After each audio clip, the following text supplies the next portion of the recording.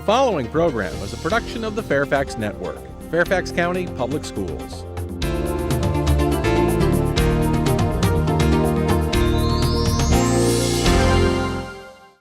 This program was made possible through generous support of the Donald W. Reynolds Foundation to George Washington's Mount Vernon. Creating George Washington is a co-production of the Fairfax Network and George Washington's Mount Vernon.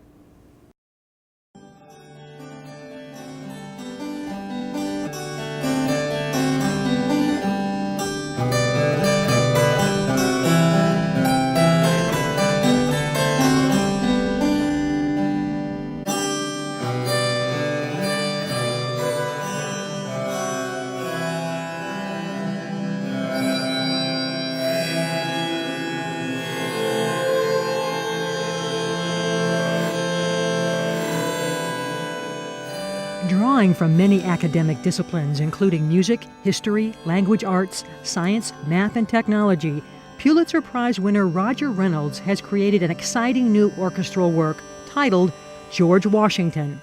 His composition utilizes orchestra, multiscreen video, electronic sounds, and 3 narrators to explore the mind and personality of George Washington. In October of 2013, to celebrate the opening of the Fred W. Smith National Library for the Study of George Washington, the National Symphony Orchestra performed the world premiere of Roger Reynolds' George Washington. In conjunction with the premiere, the Kennedy Center Education Department hosted a special event for D.C. area students. The event featured a question and answer session with the creative team behind George Washington. Is that however hard you study, however hard you work, however bright you are, however dedicated, you will never know everything you need to know when you want to act in this world. And the thing that you must do is to cultivate friendships and relationships with other people whose knowledge, whose ways, whose experience can help you as you help them. That's the message that comes out of this whole project from my point of view. Following the questions, the students attended a dress rehearsal performance by the National Symphony Orchestra. I thought it was absolutely phenomenal. I have a very keen ear for when music is trying to touch your emotions, and his composition was really brilliant. I felt like I was in a book or actually at the events that would happen. The conception of it arose out of a combination of circumstances, the coming together of interests on the part of the Mount Vernon estate, the National Symphony, and the University of California. When the prospect of doing a work centered on George Washington, I had to admit to myself that I had no serious or nuanced impressions of the man. I didn't know really anything about him.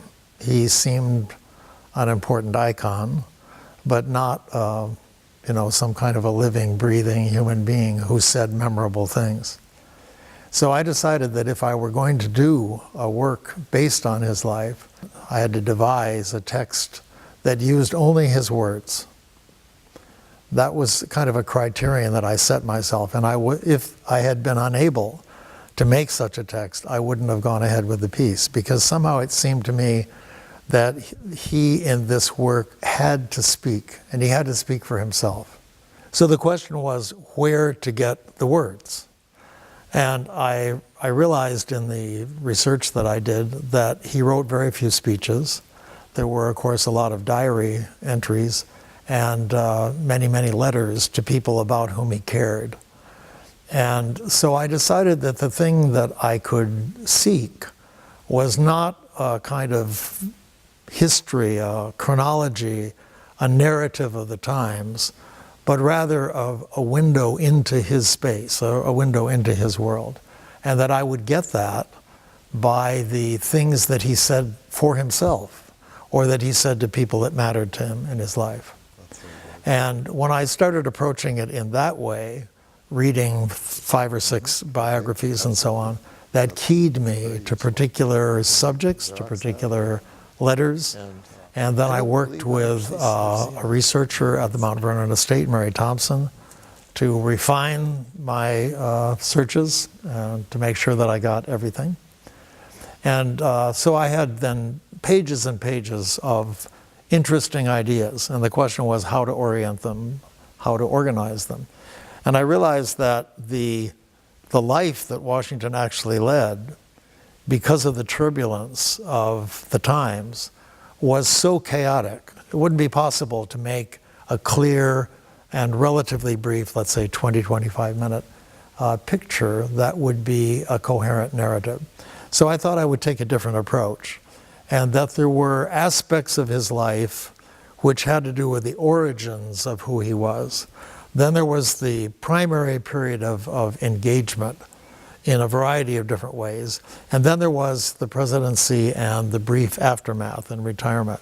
So I decided that the three major sections of the piece would be origins, engagement, and reflection.